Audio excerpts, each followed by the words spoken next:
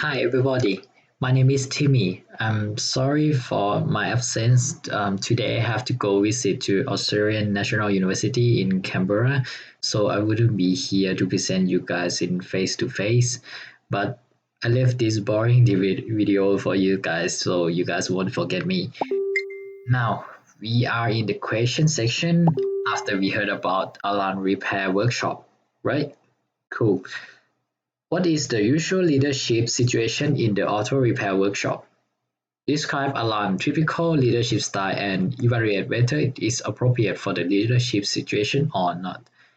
So basically, to answer this question, we can use theory you like.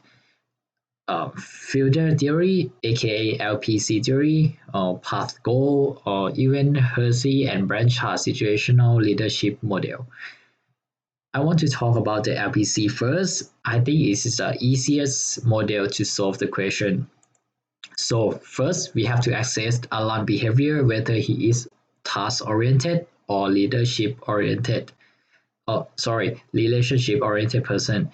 So in this case, Alan is fair and open to his workers, so that actually makes sense that he will get high score in LPC, and which will conclude to be the leader relationship oriented leadership.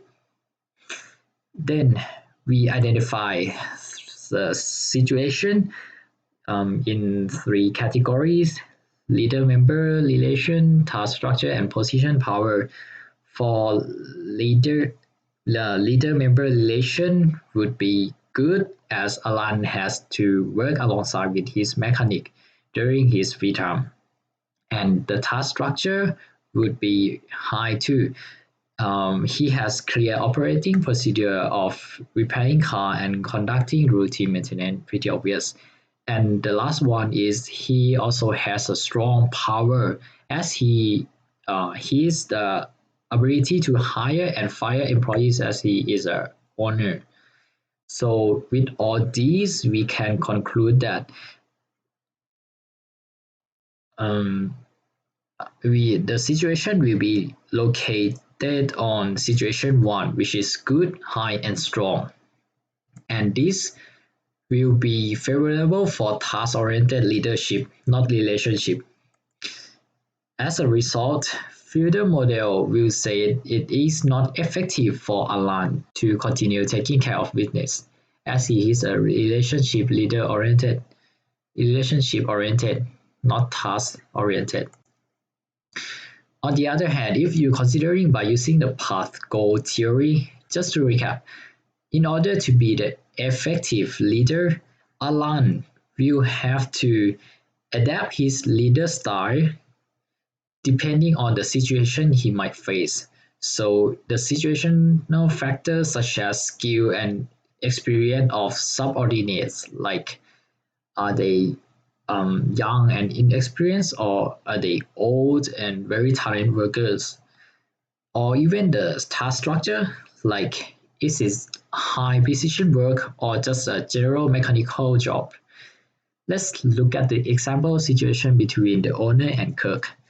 Kirk, who is new, inexperienced, and as he has a degree in industrial art, not engineering, he might be a lack of confidence in doing his particular job. So in this case, we need to have a leader that is a supportive, which is mainly relationship oriented and be able to communicate positively to increase Kirk performance.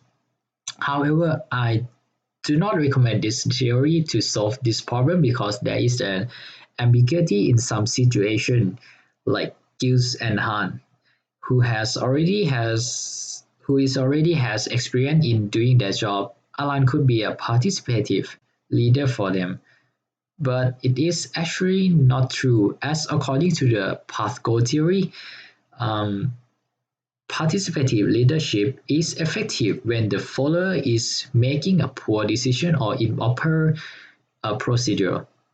But Gil and Han, they're already very expert in what they are doing. How can Alan improve them if they are already making a proper procedure or even a good decision?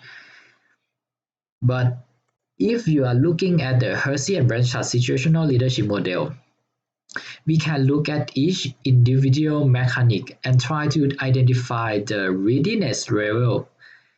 So Giles and Hahn, they are both oldest and get their job very quickly and also hardly to make any mistake.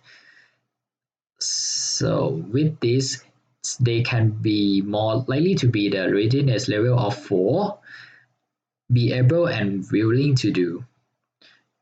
And similar to Bath and Herbie, which they are skill mechanic with their own specialization, which same R4 here.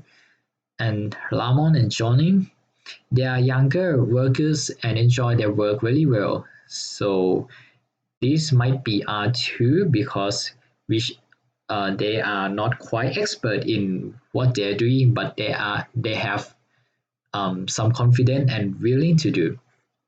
And last one, Kirk, who is also young worker and not taking this job as a first career. So in this case, this case will be R1, which is not expert but and not willing to do.